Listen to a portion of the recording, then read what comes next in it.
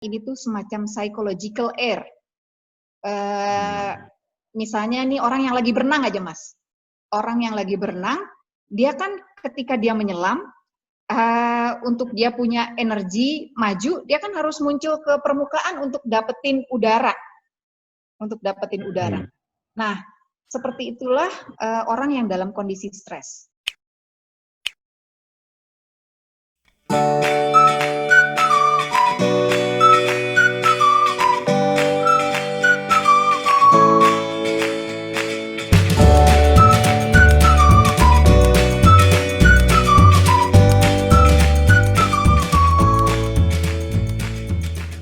Assalamualaikum warahmatullahi wabarakatuh, teman-teman semuanya. Saya hadir kembali di channel YouTube Zainal Umuri. Nah, kali ini di ruang inspirasi saya sudah kedatangan tamu yang luar biasa. Seorang ibu, kemudian seorang istri, kemudian psikolog juga, kemudian banyak menangani permasalahan-permasalahan SDM di Indonesia. Nah, tentunya hari ini kita akan banyak mendapatkan manfaat yang luar biasa dari obrolan-obrolan kami di sini. Nah, oleh sebab itu, maka teman-teman nantinya harus menontonnya sampai dengan selesai. Tema kita hari ini adalah stress relief. Bagaimana kita mengelola stres sehingga kita mampu untuk tetap bertahan, untuk tetap maju, untuk tetap optimis. Karena apa? Karena kondisi saat ini adalah kondisi yang sangat rentan untuk menghadirkan sebuah stres di dalam diri kita sehingga membuat kita emosional, membuat kita tertekan, dan akhirnya kita tidak bisa berpikir secara positif. Nah, agar lebih singkat, agar lebih padat, saya akan menyapa tamu saya yang sudah ada di seberang sana. Di sana ada Ibu Dina Kamalia. Assalamualaikum, Ibu Dina. Waalaikumsalam warahmatullahi wabarakatuh, Mas Zainal. Ini tokoh inspirasi buat saya nih, inspiratornya saya nih. Masya Allah, luar biasa. Budin, terima kasih banyak sudah bisa hadir di channel YouTube saya. Gimana kabarnya Bu hari ini? Alhamdulillah, sehat, bersemangat, dan senang banget nih dapat invitation dari Mas Zainal. Mudah-mudahan obrolan kita hari ini punya manfaat ya Mas Zainal ya. Masya Allah, luar biasa. Sebelum kita mulai bincang-bincang, Bu, saya ingin mengucapkan selamat terlebih dahulu. Pertama, selamat ulang tahun. Oh, terima kasih. Jadi malu. Lolita, Mas, Lolita. Kemudian yang kedua, selamat atas lulusan putra pertama. Abang Ya, sudah meluluskan S1 di psikologi UGM ya, Bu ya? Iya. Itu kado Masya terindah Allah, itu. ya. Kado terindah dan sudah punya penerus lah ya. Alhamdulillah. Oke. Alhamdulillah. Baik, Budin. Budin, gini loh. Dengan kondisi hari ini, orang-orang kan sangat rentan menghadapi stres. Mulai dari kondisi pandemi, kemudian kondisi ekonomi yang tidak menentu. Nah, saya mau bertanya nih, Bu. Sebenarnya apa sih manfaatnya bagi seseorang pada saat dia mampu untuk mengelola stres atau tekanan atau apapun itu? Oh iya. Bismillahirrahmanirrahim. Waduh, kalau udah ngomongin kondisi saat ini, langsung tarik nafas ya, Mas ya. Itu ciri-ciri kalau kita lagi agak tertekan gitu ya, tarik nafas panjang. Gitu. Ya, menurut saya sih sangat manusiawi ya. Jadi kondisi saat ini kan kita rasakan sama-sama kondisi yang buat banyak orang ini kondisinya nggak nyaman, bingung gitu ya Mas ya. Kemudian rasanya tertekan seperti itu. Kemudian juga ini sampai kapan gitu ya. Jadi ini ada di situasi yang buat sebagian besar orang ini adalah situasi yang tidak mengenakan gitu ya. Belum lagi mungkin kita khawatir gitu ya Mas tertular gitu ya, tertular oleh penyakit ini yang resikonya cukup tinggi gitu ya. Kemudian juga diikuti juga sama kekhawatiran, barangkali diikuti dengan kekhawatiran tentang ekonomi gitu ya. Beberapa orang sudah mulai kehilangan pekerjaan, beberapa orang yang pengusaha mungkin juga langsung membayangkan, waduh ini efeknya buat bisnis saya seperti apa gitu ke depan gitu ya. Belum lagi anak-anak kita barangkali yang akhirnya harus belajar di rumah gitu ya. Mungkin awal-awal sih happy-happy aja, asik, liburnya panjang gitu. Panjang Tapi gitu ya. iya, lama-lama mungkin mereka juga merasa terbatasi dalam sebuah ruangan ya, dalam sebuah ruangan rumah, nggak ketemu temennya gitu ya, yang biasanya happy karena bisa main sama teman-temannya. Belum juga stres karena belajar online ini kan bukan hal yang mudah buat sebagian orang gitu ya. Beberapa seperti misalnya anak saya ini bilang, aduh belajar matematik tuh susah banget bunda online katanya seperti itu. Jadi banyak hal yang menjadi pencetus gitu ya, sumber stresor di kondisi saat ini. Nah, bagaimanapun ini kan takdir ya Mas Zainal ya. Bagaimanapun harus diterima, nggak bisa kita protes gitu. Saya nggak mau kondisi yang seperti ini. Karena sudah terjadi, berarti kita harus menerima dan beradaptasi seperti itu. Dan akhirnya harus berusaha keras untuk bisa beradaptasi dan kemudian mengurangi tingkat stres yang dirasakan gitu ya. Nah, kalau sudah bisa melakukan itu, alhamdulillah dampaknya akhirnya kepada kesehatan tuh Mas Zainal. Kita menjadi sehat fisik dan sehat mental tentunya gitu ya. Karena kan mungkin sudah sering melihat di chat gitu ya Mas, bahwa pikiran negatif, kekhawatiran atau kecemasan yang terlalu tinggi akan penyakit COVID ini justru akan menurunkan daya tahan tubuh ya. Mungkin udah banyak tuh WA yang seperti itu ya. Dan itu benar sekali bahwa itu sangat pengaruh. Jika itu berkelanjutan bisa jadi penyakit yang menetap seperti itu ya. Jadi seperti sakit MAH, kemudian migrain, sesak nafas, seperti itu ya. Nah, jadi orang-orang yang alhamdulillah diberikan kemampuan untuk mengatasi kondisi tekanan saat ini, dia akan sehat secara fisik dan juga sehat secara mental. Nah, level berikutnya, kalau menurut saya, ketika dia sudah mendapatkan kesehatan seperti itu, maka dia bisa punya energi untuk akhirnya produktif kembali, gitu ya, produktif kembali, lalu juga akhirnya lahirlah perasaan-perasaan optimis, gitu ya. Nah, perasaan optimis ini kan akan membuat kita berdaya dan akhirnya malah kan kalau Mas Zainal lihat justru di masa pandemi ini nggak semua orang terkulai lemas gitu ya, tapi ada juga orang-orang yang justru menghasilkan karya kreatifnya gitu. Nah, udah dia fight, terus menghasilkan karya kreatif, masker aja sekarang macam-macam gitu kan ya Mas ya, masker macam-macam gitu ya, belum hal-hal yang lain. Dan satu tingkat berikutnya adalah ketika dia berhasil mengatasi permasalahan untuk dirinya sendiri, insya Allah dia bisa menularkan itu kepada orang-orang lain sekitarnya. Jadi optimismenya itu, iya, itu menular buat orang-orang lain dan akhirnya juga membawa dampak penyembuhan ya atau dampak yang bisa membantu orang lain bisa menerima kondisinya saat ini. Seperti itu sih Mas kalau menurut saya. Ketika orang bisa berhasil mengatasi tekanannya.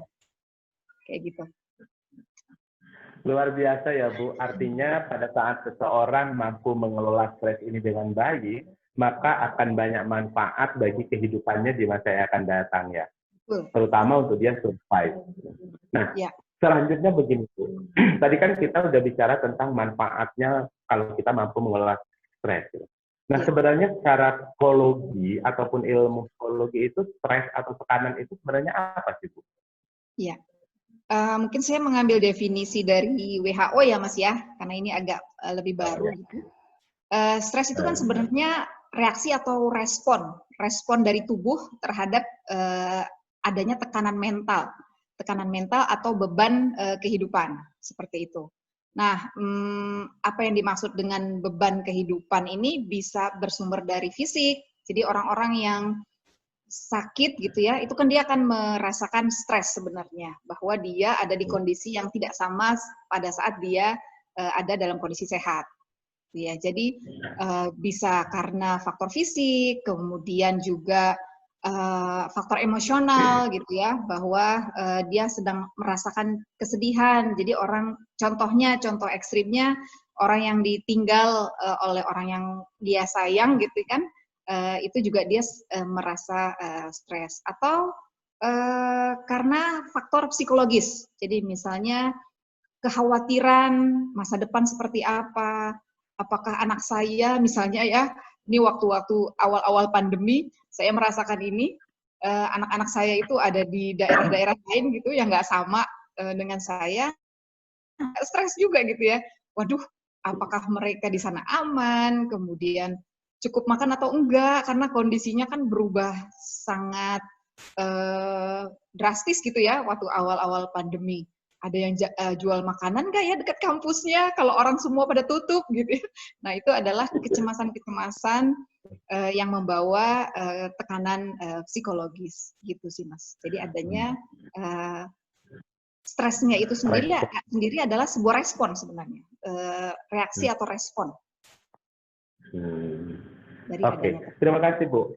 Nah, selanjutnya begini Bu, setiap orang kan tentunya kalau jadi kita bicara stres itu adalah sebuah respon, setiap orang tentunya memiliki respon yang berbeda-beda. Nah ini mengapa Bu? Setiap orang itu dia memiliki respon yang berbeda-beda terhadap satu case yang sama.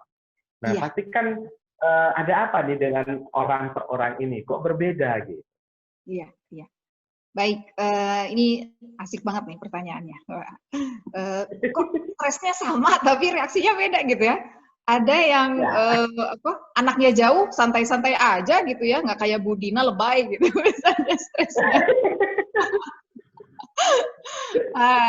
Baik Mas, jadi memang stres ini persepsi ya Mas.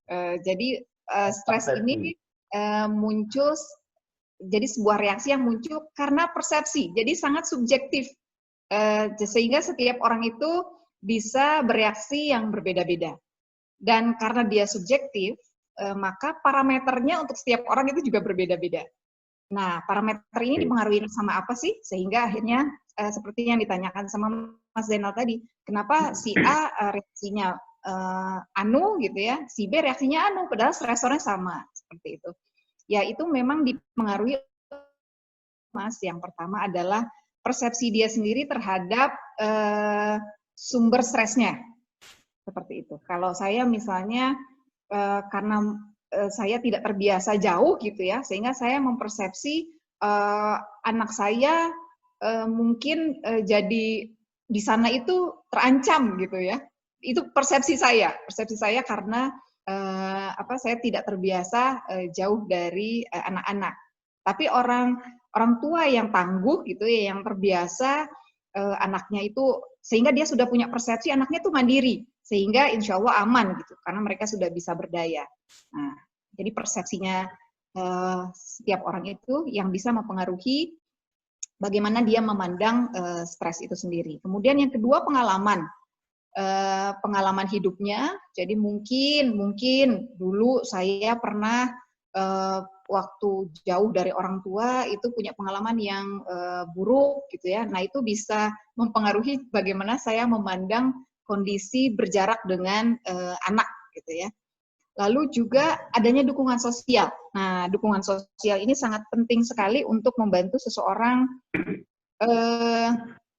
melihat dan mengatasi kondisi stresnya. Jadi ketika ada teman-teman yang bilang, Bun, nggak apa-apa Bun, waktu kemarin anakku, nah dia dukungan sosial itu bisa dari teman, bisa dari orang-orang terdekat kita gitu ya, bisa dari saudara gitu ya. Nah mungkin teman saya bilang, nggak apa-apa Bun, anak Bunda kan di Surabaya, anakku juga di Surabaya. Nah kata anakku, nah, gitu ya, dia punya informasi mungkin lebih banyak gitu ya, sehingga saya mendapatkan dukungan dari teman saya itu dalam memandang si hal yang saya anggap sebagai sebuah stres. Lalu juga itu yang ketiga, jadi persepsi, pengalaman, kemudian juga dukungan sosial, dan yang terakhir itu adalah tipe kepribadian. Jadi memang ada tipe kepribadian tertentu yang memang cukup rentan terhadap stres. Seperti itu, Mas. Jadi ada orang yang easy going gitu ya, ada orang yang mudah cemas. Nah, itu orang yang mudah cemas maka dia akan menilai sumber stres itu menjadi lebih besar tekanannya ketimbang orang yang relatif lebih easy going. Seperti itu Mas Zainal. Baik, terima kasih Budin. Budin gini Bu, dalam kita mengelola stres ini, adakah prinsip-prinsip yang memang harus kita pegang dengan kuat sehingga kita lebih mudah dalam mengelolanya? Oh iya, ini saya campur-campur ya Mas, wah campur-campur pendekatannya. Pendekatannya ya. Karena iya, saya sangat meyakini bahwa apa yang Allah turunkan itu jauh lebih sempurna gitu ya. Maka saya biasanya akan mengacu pada tersebut. Jadi saya mau ngacu gini nih Mas, kalau kita menghadapi stres, ini bismillah ya, karena secara prakteknya saya juga orang yang masih terus mengembangkan diri dalam mengatasi stres gitu ya. Tapi ada mindset yang menurut saya harus kita yakini sebagai seorang hamba gitu ya, bahwa yang pertama kita itu diciptakan sangat sempurna, sehingga ketika Allah menitipkan sebuah kejadian yang menjadi sumber stres, maka kita harus yakin bahwa Allah juga sudah menyiapkan amunisinya gitu ya, dengan memberikan, kan kita itu manusia itu adalah makhluk yang sempurna kata Allah. Jadi mindset itu harus ada, melekat di benak kita bahwa iya Allah akan menurunkan ujiannya gitu ya, dan itu biasanya jadi sumber stres. Tapi don't worry, karena Allah juga sudah menyiapkan amunisinya. Itu kita harus, prinsip itu kalau menurut saya itu harus melekat gitu di benak kita. Dan kemudian prinsip yang lain itu adalah, kan kita katanya harus berprasangka baik ya Mas ya. Harus berprasangka baik pada Allah, karena Allah juga sudah menyampaikan bahwa dalam bersama kesulitan itu akan ada kemudahan. Nah, ini membuat orang akan punya energi, punya sumber daya bahwa ini akan teratasi. Sama lah di kondisi kita yang saat ini gitu ya. Ini pasti akan selesai. Ini pasti pandemi ini insya Allah pasti akan kita lewatin. Jadi bersama dengan kesulitan pasti ada kemudahan.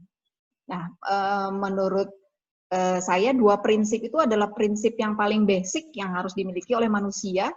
Dia harus pede banget bahwa dia sudah disiapkan amunisi oleh Allah karena dia adalah makhluk yang paling sempurna. Kemudian yang kedua adalah berhusnuzon bahwa apa yang Allah tetapkan itu ya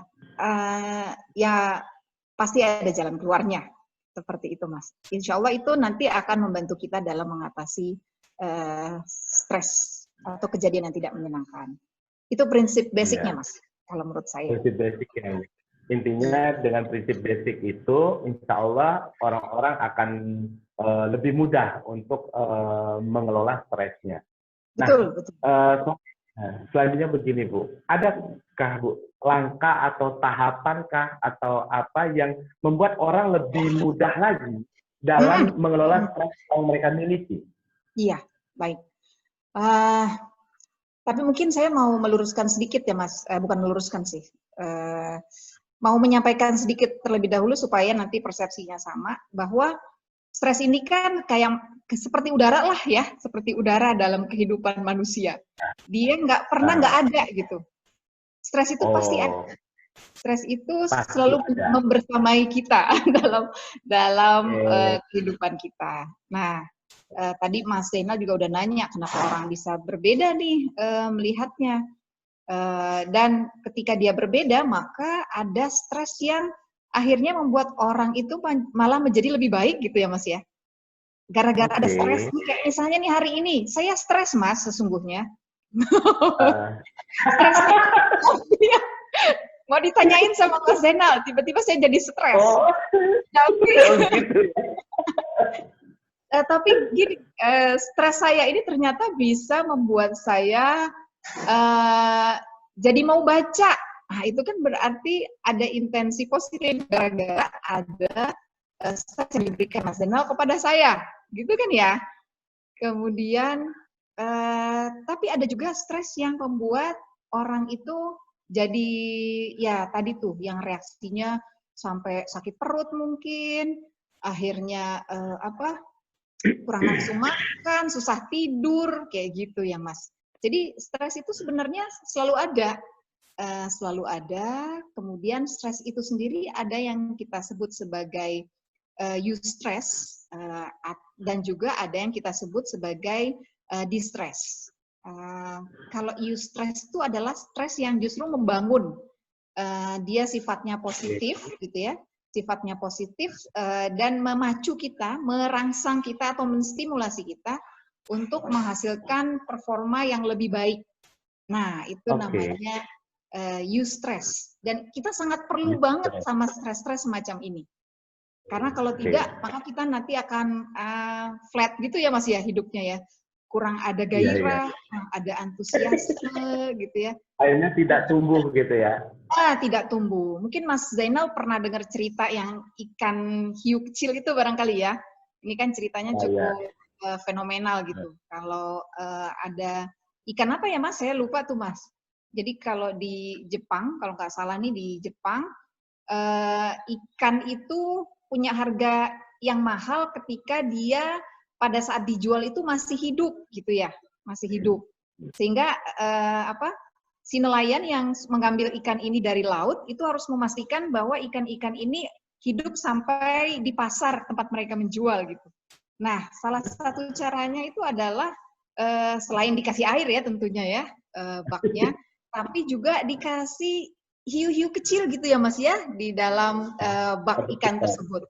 Sehingga akhirnya si ikan ini terus aktif bergerak dan akhirnya dia tetap hidup. Nah, jadi eustress ini kalau menurut saya itu mungkin kalau dianalogikan semacam itu. Jadi membuat orang terus dinamis, terus bergerak, nggak statis, sehingga membuat dia punya value atau nilai lebih dalam kehidupannya.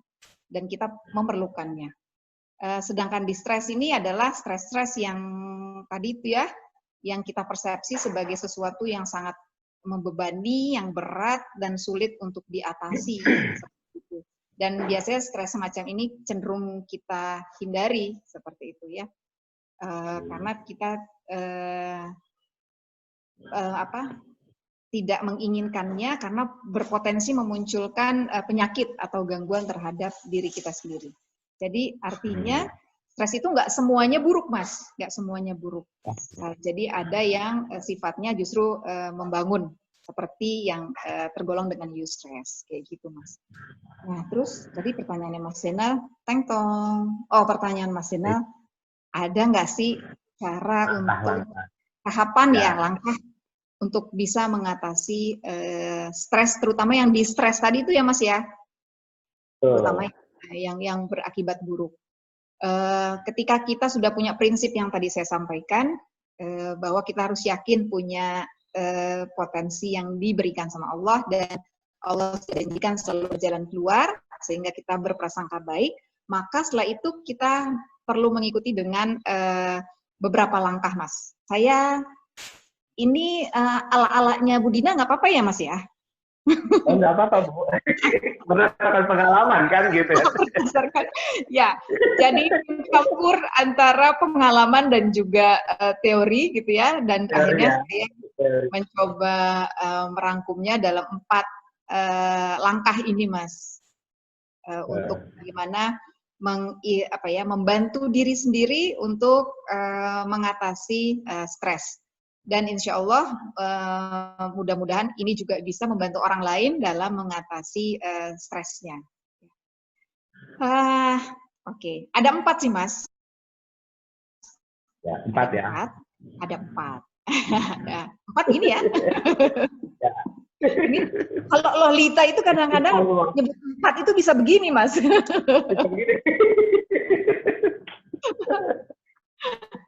Oke. Tentunya ini bukannya format baku ya, Mas ya. Kalau kita lihat sekarang banyak webinar, kemudian juga banyak buku-buku bagaimana menghadapi stres. Itu silahkan diperkaya oleh Mas Zainal dan teman-teman semuanya. Nah, ini versinya Budina minimalis saja barangkali ya.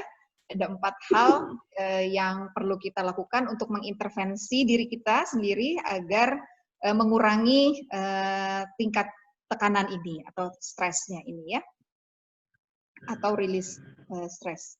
Yang pertama, Mas, lagi-lagi saya akan mengembalikan diri saya kepada yang menciptakan saya, karena sumber kekuatannya ada di sana. Jadi yang pertama itu adalah doa, kemudian yang kedua adalah olah pikir, yang ketiga adalah olah fisik, dan yang keempat adalah olah psikis. Kita akan kupas satu-satu ya, Mas ya. Gimana Mas Zeno? Oke. Saya langsung ya. Oke, doa ini Mas. Budina apa sih? Dari mana teorinya ada doa? Ya mungkin kalau teorinya yang secara umum di psikologi mungkin nggak ada, tapi sekarang psikologi juga sudah mengarah ke sana sih Mas. Jadi spiritual itu jadi sesuatu yang penting ya dalam psikologi positif. Aspek spiritual ini diangkat menjadi sebuah aspek penting dalam perkembangan psikisnya manusia. Nah, tahap yang pertama doa. Ini maksudnya apa, Budina? Mungkin Mas Zainal ingat dengan doanya Nabi Musa ya. Nabi Musa, kemudian waktu Nabi Yunus masuk ke dalam perut ikan paus juga doa yang langsung itu kan situasi stressful ya Mas ya. Bayangin dimakan ikan di dalam di kedalaman laut yang gelap gitu ya. Kemudian itu kan situasinya sangat stres nih, bakalan selamat atau enggak gitu ya. Jadi menurut saya yang pertama kali harus terinsight oleh manusia ketika dia ada dalam kondisi stres itu adalah dia mengingat pada penciptanya, sehingga akhirnya dia melantunkan doa. Karena sumber kekuatan adalah pada Sang Maha Pencipta.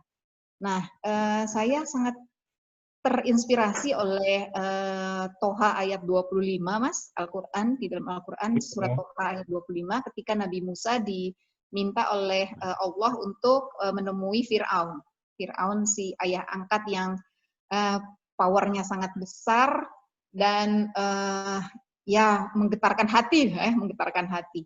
Itu kan situasi stres ya Mas ya. Buat seorang Nabi Musa, situasi yang dia bayangkan itu adalah situasi yang waduh saya harus berhadapan dengan tokoh itu gitu ya, di mana dia juga mungkin punya hutang budi karena dibesarkan oleh Fir'aun, tapi dia juga harus menyampaikan kebenaran kepada orang yang sok kuasa itu gitu ya. Sehingga bergetarlah hati Nabi Musa. Dan ada doa yang menurut saya ini sangat powerful, di mana Nabi Musa berdoa yang artinya, ya Tuhanku, lapangkanlah untukku dadaku. Robbi shrohli sodri. Oh itu ya yang dipilih gitu ya. Ini proses pembelajarannya kalau menurut saya dahsyat banget gitu ya. Allah mengajarkan kepada kita. Tahap pertama untuk membuat orang berdaya itu adalah dia harus lapang dulu dadanya. Karena kondisi stres itu membuat hati kita itu sempit, dada kita itu jadi sempit. Akhirnya kita mungkin ketika lagi sempit, kita itu jadi bingung. Mencari jalan keluar itu jadi bingung. Karena nggak punya energi gitu ya, nggak punya energi, terus rasanya nggak punya alternatif lain, nggak punya peluang lain karena dadanya sempit, hatinya sempit. Kalau dalam psikologi, saya mengkonotasikan ini tuh semacam psychological air. Misalnya nih orang yang lagi berenang aja Mas. Orang yang lagi berenang, dia kan ketika dia menyelam, untuk dia punya energi maju, dia kan harus muncul ke permukaan untuk dapetin udara. Nah, seperti itulah orang yang dalam kondisi stres. Ketika dia ada di dalam kondisi stres, air gitu, dan dia tidak bisa bernafas, dia tidak punya udara untuk dia bernafas, maka dia menjadi terasa buntu, rasanya hidup itu hitam, kelam, gelap, nggak berdaya. Seperti itu. Oleh sebab itu, Nabi Musa dengan doanya ini, Allah mengajarkan kita ya dengan doanya Nabi Musa, minta itu dulu untuk membuat kita bisa nafas, ya. Mas Zainal mungkin pernah lihat ya orang yang stresnya sangat tinggi, akhirnya panik, apa yang dia rasakan? Susah nafas. Dan ketika susah nafas itu, orang itu semakin panik dan semakin berada dalam kondisi yang nggak berdaya. Kayak gitu. Jadi yang pertama kali kita minta supaya kita punya tenaga untuk setelah itu kita bisa cari solusi, itu adalah kelapangan hati atau kelapangan dada. Kalau dalam psikologi itu disebutnya psychological air. Kalau orang masuk ke dalam ruang psikolog atau orang masuk ke dalam ruang psikolog, yang diberikan oleh psikolog itu ini sebenarnya. Jadi membiarkan dia curhat, menceritakan bebannya, menumpahkan perasaannya, itu dan didengarkan dengan empati yang baik, itu membuat dia kayak punya udara untuk bernafas lagi. Seperti itu. Jadi tahap yang pertama banget itu adalah doa. Minta tolong sama Allah supaya diberikan kelapangan hati. Kemudian yang berikutnya, tadi sempat kita bahas bahwa setiap orang itu memandang stres itu berbeda-beda gitu ya. Berarti peranan mindset itu menjadi hal yang sangat krusial untuk dia bisa mengatasi kesulitannya atau dia bisa menilai kondisi yang dia lihat sebagai menimbulkan stres. Jadi kalau ada orang yang punya persepsi sidang itu, nih karena Abang Royan baru sidang, yang kebayang sidang. Kalau orang melihat sidang itu adalah sesuatu yang menakutkan, bakalan dicecer, bakalan dijatuhkan, maka dia akan melihat sidang itu jadi stressful yang besar. Tapi kalau dia agak ganti, oke, saya kan udah dibimbing ya selama ini sama dosen pembimbing. Berarti sidang ini adalah situasi yang membantu saya untuk menjelaskan apa yang saya teliti, dan kemudian mungkin nanti dapat masukan yang lebih baik dari dosen-dosen penguji saya. Nah, maka dia akan melihat, iya sih sidang itu stres, tapi nggak sebesar yang dibayangkan oleh orang yang pertama, bahwa sidang itu adalah proses menjatuhkan, menghakimi, gitu ya, proses yang serem. Jadi memang olah pikir ini jadi sangat penting, Mas. Dan itu harus kita bantu diri kita untuk punya mindset yang lebih positif. Gimana caranya untuk bisa punya mindset yang lebih positif? Jangan cuma ini hanya ada di benak kita. Iya memang harus positif sekarang supaya nggak terlalu stres. Tapi yang kayak gimana sih yang positif itu? Apakah membohongi kenyataan kalau memang sidang itu serem gitu ya? Bukan itu sih maksudnya. Jadi yang dimaksud dengan olah pikir itu adalah bagaimana kita mencoba melihat ada hal-hal baik dalam situasi yang sedang kita hadapi. Sama seperti sekarang gitu Mas, COVID. Kita harus menggantungkan, harus punya mindset, ada hal-hal baik yang dihasilkan dari situasi yang tidak nyaman saat itu. Seperti itu. Mindset yang seperti itu akan membangun hope atau harapan, kalau menurut saya. Dan ini bisa kita mulai pikirkan ketika tadi tuh Allah sudah nurunin kelapangan dada ya, kelapangan hati. Jadi mindset-nya kita mencoba untuk mungkin hikmah ya, tapi harus kita konkretkan hikmahnya supaya akhirnya kita bisa percaya bahwa memang ada hal-hal positif di balik kondisi yang tidak nyaman seperti ini. Contohnya apa sih maksudnya? Jadi kita itu harus mencoba mempengaruhi pikiran kita, mencari hal-hal yang positif tadi. Misalnya waktu Hamka di penjara, kalau dia menganggap penjara itu suatu stres, hanya sekedar stres aja, udah habis itu pasti lemas aja kita di penjara gitu ya. Ini ekstrim ya. Cuma waktu itu Hamka bisa menghasilkan apa dari penjara?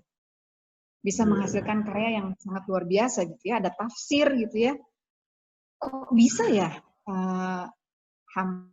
Pak Hamka bisa punya energi di situasi yang penjara itu kan udah sempit, situasinya menakutkan gitu ya, buat orang yang nggak pernah di penjara kan situasinya menakutkan, apalagi beliau difitnah gitu.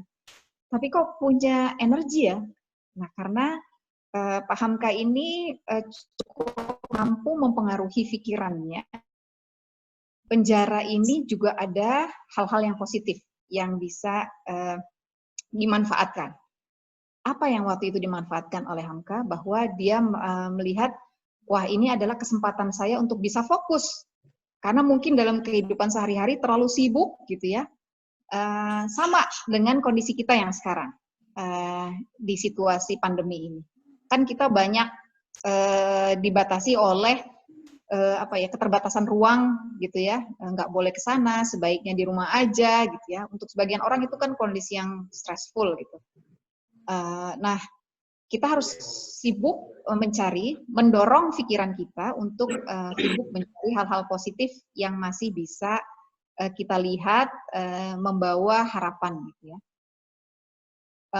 Misalnya apa tuh Mas? Kalau Mas Zainal?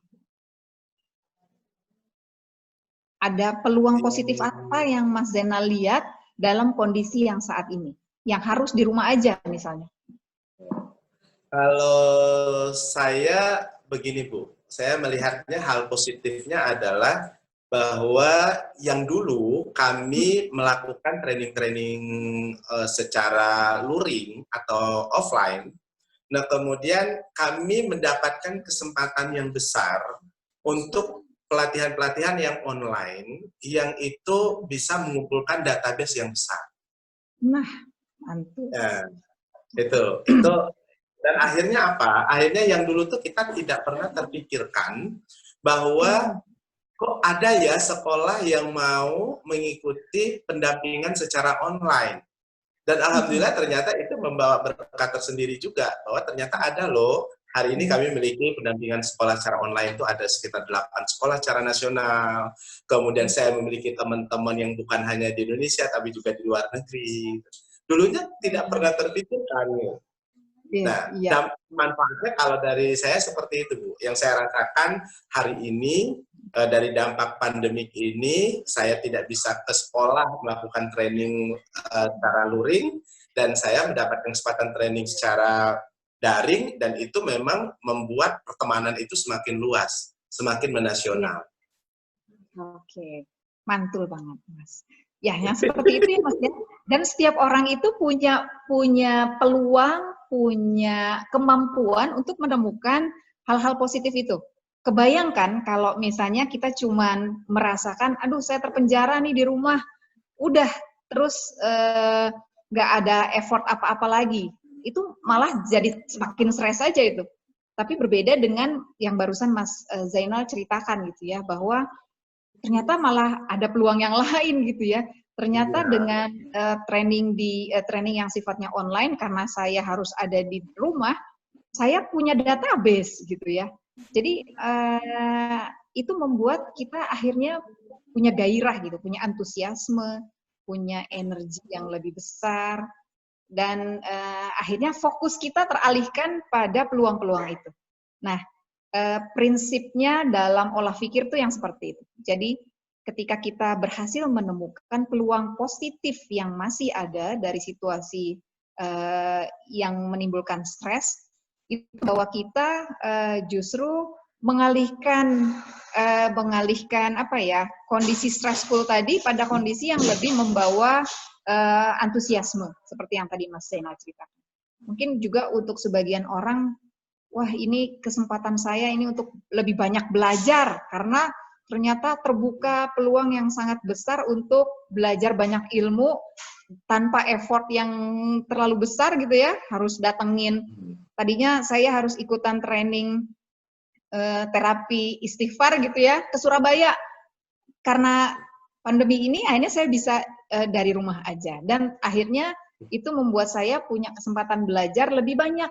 Karena nggak effort saya perjalanan keluar kota itu nggak ada kayak gitu. atau mungkin untuk sebagian ayah merasa ini memang sangat membahagiakan ternyata ya di tengah stres harus di rumah aja, ternyata saya jadi lebih banyak mengenal anak saya dengan lebih baik gitu ya, karena interaksi dengan anak juga semakin intens. Jadi banyak banget peluang-peluang positif yang kalau kita mau maka kita bisa temukan. Nah, ini ada quote-nya, kalau kita mau. Karena ada sebagian orang tidak mau. Maka dia terapi olah pikir ini adalah membuat dirinya membuka diri untuk mau melihat hal-hal yang positif. Ada gitu Bu Dina yang nggak mau? Ada banget Mas. Ada orang-orang yang bilang, justru di rumah itu saya itu jadi urusan domestik saya itu lebih padat, capek banget katanya kayak gitu. Terus lebih stressful, mau kerja digangguin sama anak saya yang umur 5 tahun misalnya kayak gitu ya. Ya, peluang itu pasti ada juga gitu, tetapi kita mau kasih bobot mana yang lebih besar gitu. Bahwa ada peluang lain yang mungkin belum bisa kita rasakan jangka pendek, tapi jangka panjangnya bisa membawa perbaikan yang lebih banyak kayak gitu. Seperti yang Mas Zainal tadi bilang, database-nya jadi lebih terkelola. Itu kan impact-nya jangka panjang ya, belum tentu sekarang gitu. Atau untuk sebagian orang tua dia malah menstimulasi anaknya, nah kalian tuh beruntung banget hadir di pernah hidup ada dalam kehidupan di mana pandemi ini pernah terjadi gitu. Kenapa? Karena kamu tertempa oleh sesuatu yang mungkin tidak dialami oleh anak-anak yang tidak mengalami pandemi. Itu kan impact-nya jangka panjang ya Mas ya. Betul. Tapi dengan kita membantu diri kita untuk, saya menyebutnya itu olah pikir, karena mengalihkan fokus pikiran yang negatif ke fokus pikiran yang positif dengan cara menemukan peluang-peluang yang bisa kita manfaatkan. Itu adalah olah pikir. Lanjut nih Mas? Lanjut. Lanjut ya. Oke, olah fisik ya. Mudah-mudahan saya nggak terlalu memperumit permasalahan, jadi penjelasan saya mudah-mudahan mudah dipahami. Jadi yang pertama, kalau menurut saya doa, teman-teman kita harus menyiapkan psikis dengan meminta tolong pada Sang Pencipta untuk diberikan kelapangan hati. Ini adalah melalui doa. Kemudian yang kedua adalah olah pikir yang tadi mencoba menggeser mindset kita yang melihat hal yang negatif, kemudian kita coba latih untuk menemukan hal-hal positif yang masih bisa kita kelola. Kenapa ini perlu? Tadi akan menimbulkan harapan. Dan selain harapan tuh ada situasi yang bisa kita kendalikan, Mas. Manusia itu akan merasa sangat tidak nyaman itu ketika dia merasa tidak bisa mengendalikan kehidupannya. Kayak gitu ya. Jadi tuh berpikir positif, mindset yang positif itu membantu orang merasa oke, ini masih di bawah kendali saya nih, hidup saya masih ada di bawah kendali saya. Seperti itu. Itu adalah energi yang positif. Yang ketiga adalah olah fisik. Ini coba deh kalau kita lihat ya, sekarang itu demand permintaan sepeda di Indonesia itu naik berapa kali lipat itu Mas? berapa 100% kayaknya ya. Itu katanya orang-orang di luar sana itu sampai bingung, waduh di Indonesia nih jualan sepeda laku banget gitu. Alhamdulillah orang-orang sangat menyadari bahwa dalam tubuh yang sehat, yang kuat, maka tingkat stres yang tadinya mungkin dia rasakan tingkatnya itu 8, karena tubuhnya kuat, sehat, maka dia bisa menurunkan tingkat stres itu. Karena memang ada korelasinya. Kebugaran fisik ini bisa karena olahraga dan juga asupan gizi yang baik, istirahat yang cukup. Itu kan pesan yang sering digaungkan di media-media ya. Itu memang betul banget karena dia akan membantu tubuh untuk lebih siap gitu, lebih siap dan punya tenaga, punya energi untuk menghadapi sesuatu yang sifatnya menekan. Jadi benar banget. Jadi olahraga, boleh naik sepeda, jalan kaki. Saya jalan kaki Mas. Saya jalan kaki masih ayah. Kemudian yoga ya. Papa mertua saya umurnya 85. Papa itu stres tersendiri tuh buat nenek dan angku di sana itu ya. Karena kami sulit mengunjungi mereka ya, menjaga jarak supaya mereka kan sangat rentan ya, umurnya di atas 80 gitu ya. Yang biasanya banyak anak-anak itu gantian nginep di sana, sekarang kita udah nggak bisa nginep gitu. Karena kami kan kadang-kadang terpapar oleh dunia luar karena harus bekerja atau beraktivitas gitu ya. Sehingga kalau datang ke mereka itu kan jadinya agak resiko gitu. Jadi buat mereka itu, waduh, sepi banget katanya, loneliness. Sepi banget mereka merasakan. Dan alhamdulillah selain kembali ke aktivitas lebih intens beraktivitas dalam hal-hal spiritual, papa dan mama itu aktif berolahraga. Jadi kalau angku, papa mertua saya itu dia ikutin yoga di TV. Karena buat papa itu memang buat bahunya itu menjadi enak gitu ya dengan melakukan yoga. Kalau mama mertua saya umurnya 82, sibuk dengan naik sepeda statis. Jadi memang olahraga ini, olah fisik ini berkontribusi positif terhadap penurunan reaksi stres gitu ya. Selain memperkuat fisik, olahraga ini juga membuang energi negatif, Mas. Jadi dia membuang energi negatif. Saya ingat kalau saya lagi harus melakukan beberapa training yang tight gitu ya. Ada training A, B, C. Wah, itu buat saya itu stressful karena saya takut gagal gitu ya. Sehingga kan harus bersiapnya baik gitu ya, bersiap baik. Tapi ini berentet gitu Mas, berturut-turut trainingnya. Jadi saya ngerasa, aduh bisa nggak ya, aku bisa nggak ya.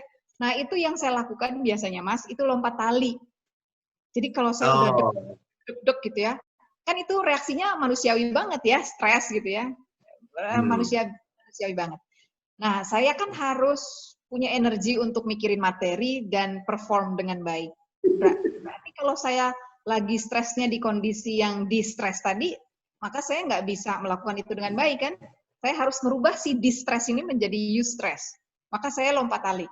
Nah, itu ngebuang Mas, ngebuang kecemas, ya nggak semua sih, tapi dia menurunkan tingkat kecemasan, nafas saya menjadi lebih teratur gitu ya, dan itu memang works, jadi bermanfaat banget buat saya. Lalu olah fisiknya apalagi Bu Dina? Makan, olahraga gitu ya, istirahat, termasuk olah nafas, olah nafas dalam bentuk relaksasi. Ini juga sangat baik dan sangat dianjurkan untuk menurunkan tingkat stres. Kayak gitu. Kalau kita nafas relaksasi dengan, nanti mungkin teman-teman bisa banyak mengakses ya di YouTube, sekarang ini banyak banget teknik-teknik relaksasi, dan itu memang menurunkan tekanan. Tidak menghilangkan ya, karena kan masalahnya bukannya di nafas, tapi dengan kita berlatih olah fisik, itu kita akhirnya punya energi untuk akhirnya mencari solusi terhadap tekanan yang sedang kita rasakan. Jadi tidak langsung, tidak otomatis mengatasi si stresnya sih Mas, tetapi kita akhirnya punya tenaga, punya energi kayak gitu. Nah, relaksasi ini sangat baik karena kita jadi kita berjarak sama realitas yang menimbulkan tekanan tadi gitu ya, untuk sesaat, sehingga kita seperti memelihara tubuh kita untuk istirahat dulu melalui relaksasi kayak gitu. Itu yang ketiga, olah fisik. Yang terakhir, yang keempat. Terakhir, ya ada yang mau ditanyain Mas? Belum ya? Belum. Oke, baik. Masih menampung, Bu. Kita masih menampung ya. Soalnya kayaknya banyak banget sih nih Bu Dina ngomong. Kan harus banyak, Bu. Biar teman-teman yang nonton video YouTube kita tuh merasakan manfaat yang luar biasa. Amin ya, mudah-mudahan ya. Baik, yang terakhir itu adalah olah psikis, Mas. Olah psikis. Ini apa nih Bu Dina, olah psikis? Nah, Kalau dalam psikologi, ketika kita sedang merasa stres, apalagi sudah sampai muncul reaksi panik gitu ya, atau cemas yang berlebihan, maka kita perlu namanya ventilasi. Supaya tadi tuh kita dapat psychological air-nya lagi, udara untuk psikis kita bisa bernafas gitu. Nah, oleh sebab itu sesi curhat itu adalah alat untuk ventilasi. Jadi olah psikis itu bisa dilakukan melalui curhat. Tentunya curhatnya pada orang yang bisa membantu ya, bukannya orang yang nambahin kita stres ya, ya Mas. Apalagi di sosial media gitu ya. Dia. Kalau kayak gitu belum yang ada hatersnya yang muncul gitu ya, malah tambah stres gitu ya. Nah, jadi curhatnya pada tempat yang tepat. Kemudian melakukan aktivitas-aktivitas rekreasi atau hobi, ini juga menjadi pilihan untuk mengolah psikis kita. Tidak otomatis mengatasi stresnya, tetapi kita jadi punya, tadi, lagi-lagi kita perlu energi, kita perlu suasana yang mengalihkan fokus terhadap tekanan yang terjadi, sehingga kita akhirnya bisa menemukan energi dan harapan baru gitu.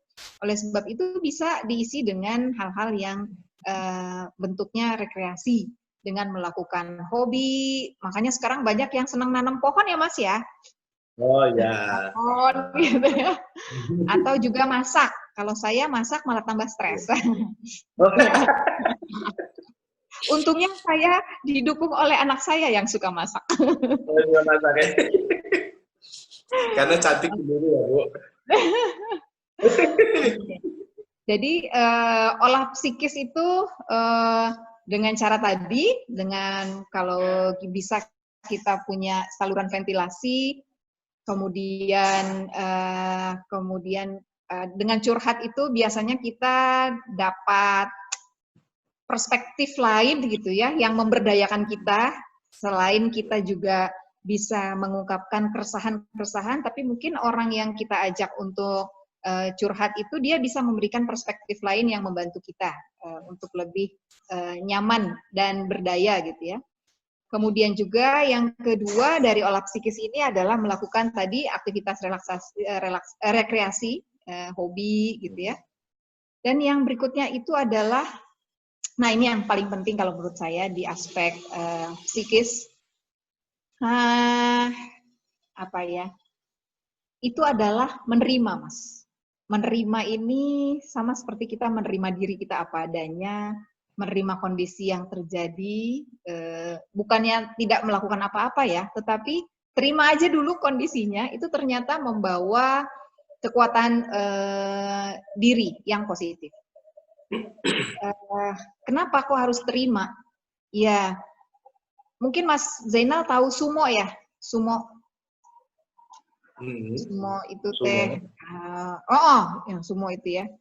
Kalau kita lihat pakai prinsip sumo, semakin kita tidak terima dorongannya pesumo yang di sana gitu ya, kita di sini ini kan ya saling menekan gitu ya.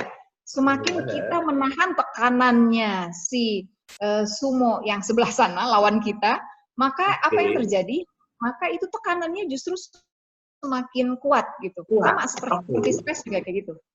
Jadi ketika kita berusaha menerima dulu kondisinya, setelah itu kita temukan cara-cara untuk mencari jalan keluar, maka itu jauh lebih membuat aspek psikis kita itu menjadi nyaman. Ketimbang kita nggak terima, marah dulu gitu ya, pokoknya nggak ridho sama apa yang terjadi gitu. Saya nggak mau di rumah ini ada di rumah terus itu menekan. Saya nggak mau pakai masker ini susah nafas gitu ya.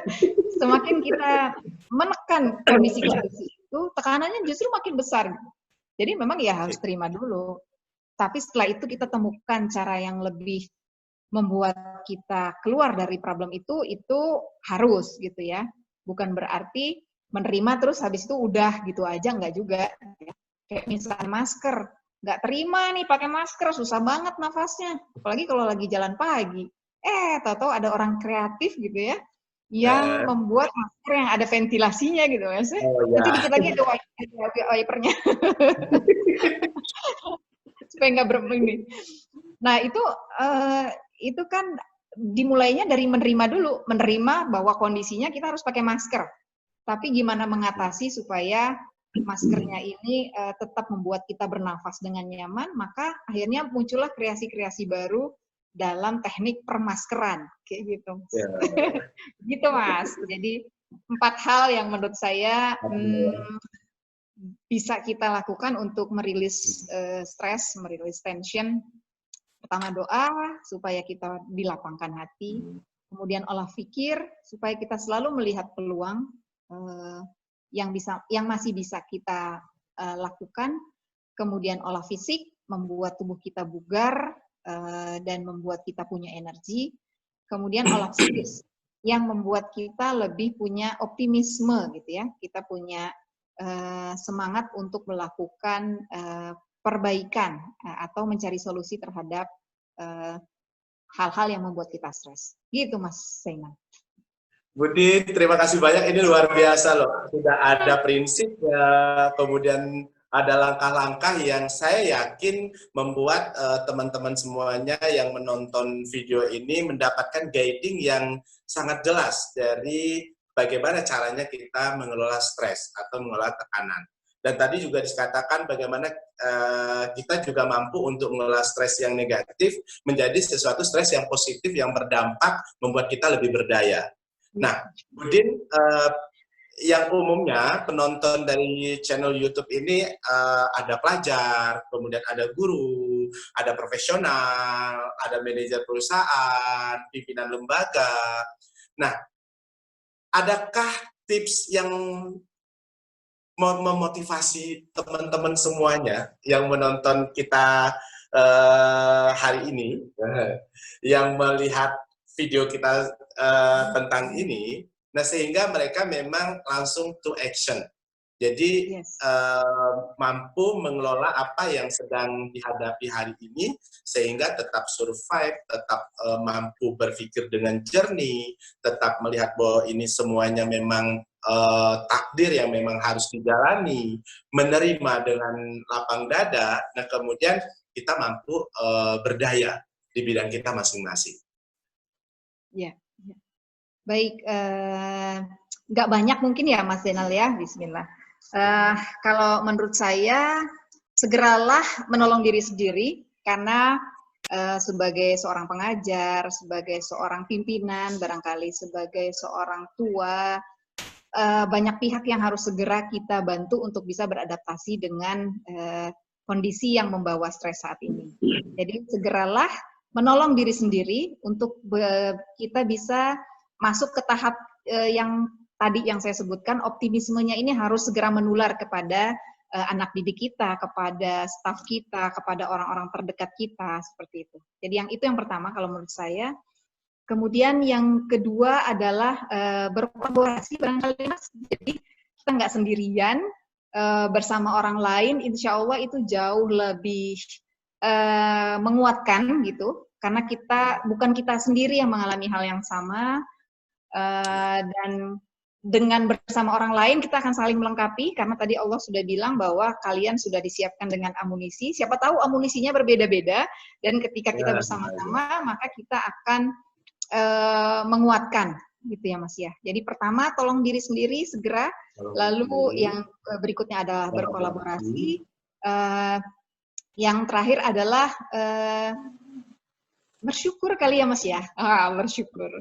Bersyukur ini konteksnya kan luas banget. Bersyukur ini adalah memanfaatkan apa yang sudah dititipkan oleh Allah gitu ya, sehingga bentuk bersyukur ini bisa dalam bentuk kreativitas gitu ya.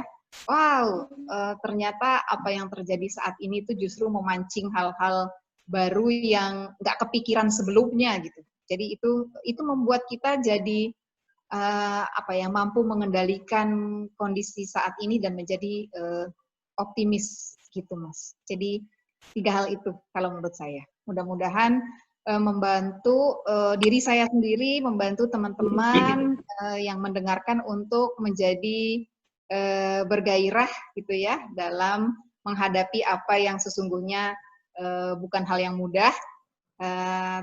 Ya, karena kita yakin apa yang diturunkan sama Allah itu adalah hal yang terbaik buat kita. Seperti itu, Mas Zainal. Masya Allah, Budin. Ini luar biasa loh, daging semuanya. Aduh, ya Allah. Udah, satu lah. Budin, terima kasih banyak sudah hadir di menjadi tamu ruang inspirasi saya. Tentunya mudah-mudahan ini menjadi jariah buat kita semua dan orang-orang yang hari ini memang banyak sekali menghadapi tekanan-tekanan, kemudian stres dengan kondisi yang memang semua orang tidak ingin seperti ini, tapi kita harus hadapi. Mudah-mudahan tertolong dengan mereka menonton video ini dan mendapatkan inspirasi dan segera untuk action. Boleh Bu, mungkin kalau ada closing statement sebelum kita mengakhiri pertemuan kita? Iya. Saya sebagai orang yang juga sedang belajar ya Mas ya, karena belajar itu sepanjang hayat, dan saya juga mungkin bukan orang yang juga sudah terampil mengatasi stressful yang dititipkan kepada saya dalam kehidupan saya, tapi dengan prinsip yang tadi, kalau menurut saya insya Allah kita bisa melaluinya dengan baik. Yang pertama bahwa kita sudah dititipkan keistimewaan sebagai makhluk yang bernama manusia, dan yang kedua adalah selalulah berprasangka baik karena badai pasti berlalu, insya Allah. Masya Allah. Seperti itu. Baik, terima kasih Budin dan teman-teman semuanya. Ini adalah sebuah sesi yang sangat luar biasa. Karena dengan teman-teman melihat langkah demi langkah, kemudian mencoba untuk melakukan bagaimana sih cara kita mengelola stres dengan baik, dan insya Allah kita sangat yakin sekali bahwa apa yang kita hadapi hari ini, kita bisa menguraikan dengan sangat baik. Budin, terima kasih banyak. Assalamualaikum warahmatullahi wabarakatuh. Waalaikumsalam warahmatullahi wabarakatuh.